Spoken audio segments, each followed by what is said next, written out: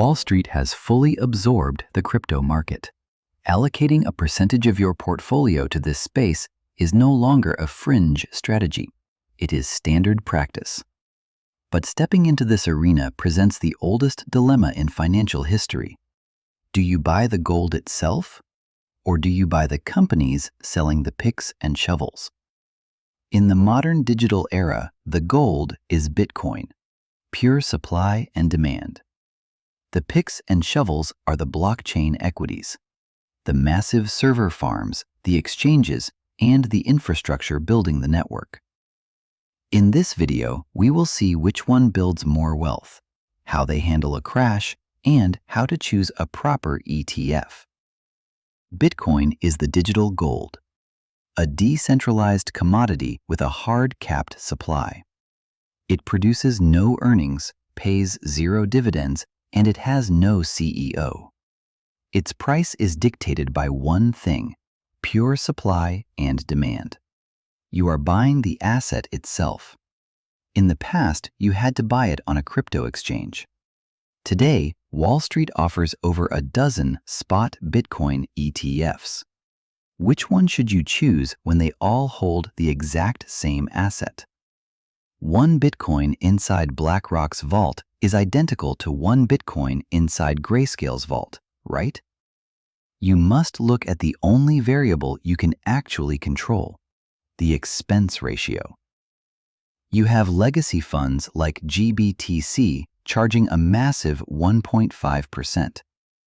Then you have the new giants like BlackRock's IBIT at 0.25%, and highly competitive options like BITB, which cost 0.2%. Does a 1% fee difference really matter? We ran the MoneySketch tool to find out. We simulated a $20,000 lump sum over 20 years, assuming a conservative 10% price CAGR.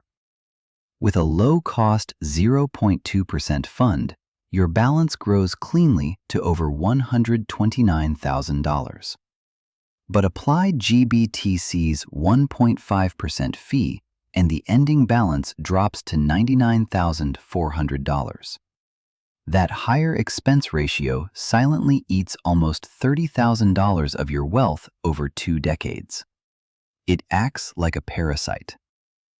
On the other hand, blockchain equities are the infrastructure, the exchanges facilitating the trades, and the massive server farms securing the network. These are traditional corporations.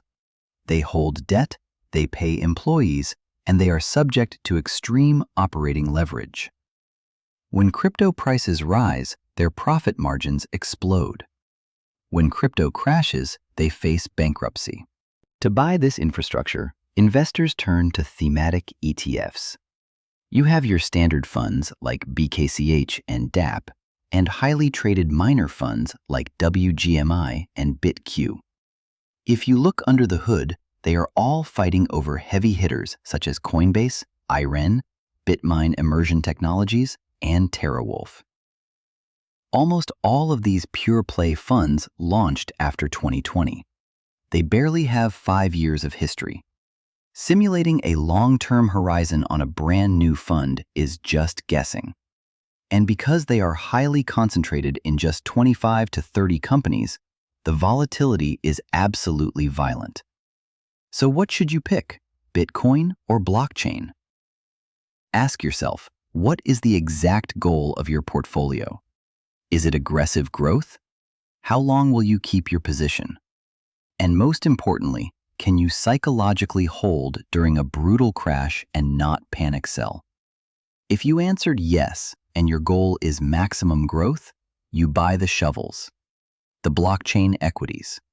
It is a high-octane trade, but you have to survive the winters without selling.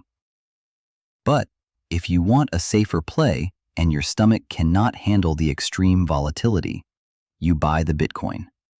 Just remember to pick a spot ETF with a cheap expense ratio. Know your goal, pick your vehicle. And remember, this sector should only be a small fraction of your net worth. The rest of your portfolio needs to be mathematically bulletproof. I left a link to the MoneySketch tool in the description if you want to stress test your numbers. Thank you for watching.